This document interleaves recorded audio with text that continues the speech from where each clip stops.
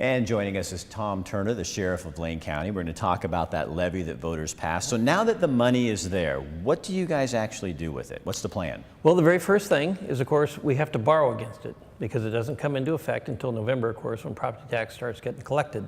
So we'll borrow against it starting July 1st. That's the earliest we can borrow against it. And so immediately, what we're going to do is July 1st, we've geared up to open 35 more beds on top of what we already have. What's that total then? Well, let's see. So we have 135 right now, another 35, so 170. And then we'll be able to open another 96 July 8th. So a total of 255, 260 right in there, just as quick as we possibly can. So hopefully July 8th will be kind of our initial stage for getting the jail open to the capacity that we're hoping that is going to hold much more of a capacity for violent offenders and keep Lane County a safer place to live. And this really is butts and beds, really. This Oh, is absolutely. What it is. And what that'll mean is that ultimately we'll get about 38 staff out of that. So we're in the process of hiring people back as quickly as we can. We've got 14 deputies that have taken the offer to come back to work. These are laid off deputies from the previous layoffs that we've had to make. So 14 have come back. That allows us to get kind of right up and going at it. In the next month or so, we'll have to finish up hiring more people and some support staff too. And we're in the processes right now. So right this very moment as we're speaking, we're working on hiring those people, recruiting those people, and getting this thing going. That's part of the process that a lot of people don't really understand. I didn't until we talked, is when you lay off a bunch of folks, people go away to find new jobs. So to train or to retrain an officer, a deputy, how much, that's like a year? Oh, absolutely. It can easily be a year. $100,000? Oh, easily, again. And one of the things too is that you can get through a process, months into a process, and then you don't retain them for one reason or another because they don't make it through the process. So to be able to come back and get 14 people that already have the training, already have the certification, that greatly reduces that time frame. And then hopefully our recruiting efforts will find more people that have qualification and certification that maybe will allow us to kind of forego some of that, and they'll be able to get to work right away. But you're absolutely right. It can take up to a year to get through an FTO program or a field training officer program. And then you have to qualify, and then you have to make it. So it's a long process to get geared up. And we're excited about the opportunity. We knew it was coming, but we simply couldn't start into this until we had the money to do it. Right, you got to have the money. Yeah. So Sheriff Turner, we're going to come back with folks in just a minute. Here's what we're going to do. You guys are going to go back to Rick Dancer TV. If you want to see an extended version of this interview, because there's so much more to talk about, go to Rick Dancer TV, and you can find that on there. So we're just going to continue talking while you go back to the show. So do this for me. Okay. Tell me about, there's a lot of misconception out there with folks that some road fund money came in. It was put into the sheriff's budget. Right. But this is not the levy, and that can be very confusing for people. Right, absolutely. So this coming budget, we had $2.8 million allocated out of the road fund. Now what the road fund is, that's public works money that the sheriff's office has a legislative right to use for patrol. So we had 2.8. We were expecting to do a very limited patrol, as we have been doing, because that's how we run patrol right now, is all out of that road fund money.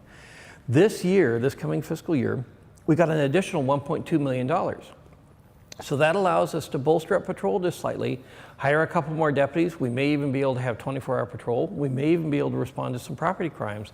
So it's a really cool deal, but it's a very limited deal, and it is completely separate from the levy. It has nothing to do with the levy money at all. This, and it only is a year, right? It's only a year, absolutely, and it's year to year. So the bigger issue here is funding the sheriff's department. Yeah. You got Washington County, and they are completely through a taxing district, is that right? That's correct. So they don't get money from the county budget, and you guys are always connected to that county budget, which then if something goes on the county level, it looks like it affects you guys too. Absolutely. And the thing is that we run, the majority of our office runs on about 44% of the discretionary general fund. And so that's how we run our office. That's 44% of that whole county fund is the sheriff's office. And so the sheriff's office has to run corrections, patrol, civil, SAR, everything we do runs out of that fund. So the levy helps us with the jail. It helps us increase the capacity of the jail. The road fund money helps us run patrol. But either one of those, the levy's for 5 years, the road fund is year to year. And that's an exhausting fund. That's a fund that it won't replenish anymore. So every bit that we use, every bit that the county uses, every bit that the sheriff's office gets to use, which is an awesome deal, but it's running out. It doesn't get replenished, and so we have to be really careful. So we have to be ready for whatever our next step is to keep patrol up in everybody's mind and get ready for that activity as to however we're going to do that. I love doing this because we can talk about I've always wanted to talk about this stuff, but we never had time on regular television. So tell me this, SRS money, this is the Safer Rural Schools money. This is the money that comes from the federal government. It's a blessing, but it's also a curse because you guys end up telling the public, we're out of money, we don't have the money, and then at the last second, the politicians come through with a little bit of money. Absolutely. So the county has run for many, many years on Safer Rural Schools money. Basically, this is federal timber dollars. O&C revenues, it used to be, right? Right, and that's what we used to run the county on.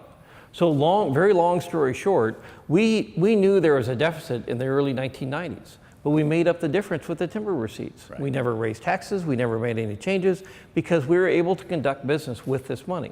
Now the problem is the money has reduced every year. So this last year, as a matter of fact, it reduced to $3.5 million. That was for the whole county. Now, people, frequently people are coming up to me because that was in the 11th hour. Oh my gosh, you got this saved, the federal money came in. Well, $3.5 million, it had very little to do with our operation at all. It is not enough money to run our operation because that's the whole county. That's not just ours. It's a lot when it's yours and my personal budget. Yeah. Well, when you're talking about a county that's what, 500? Well, and ours is just fractional of that. And the thing that people don't remember is that SRS money, those timber monies, that was $56 million at one time a year. 3.5 compared to that is not very much. And unfortunately, we have a big county. We have the same problems that we've always had. It doesn't allow us to run, and so you're right. It's a blessing and a curse because every time the citizens hear it, it's like, oh, you've been saved, and the fact is we haven't. It hasn't helped us. It just barely helps us keep our head above water, to the point that we were able to keep a level budget this year. But that's it. Nothing more than that. Last thing I want to ask you, trust. You guys have worked really hard this year, and I think you were successful about it. Trying to build some trust back into this because people have a real lack of trust with what's going on with county government and in general. How do you continue to build that because this isn't going away? Yeah, and you're absolutely right. We got it. It was brought up to us frequently. A trust issue, either local government in general, everything. It was very difficult because people are very, very dissatisfied with the way taxes run, with the way all that runs, and with the different variations of what different politicians and different governments had done. And how do I trust you? So the sheriff's office really was able to go out, out in front of this. And one of the things that I hope to show people is here's exactly what we're doing with your money. Right. Nothing more, nothing less.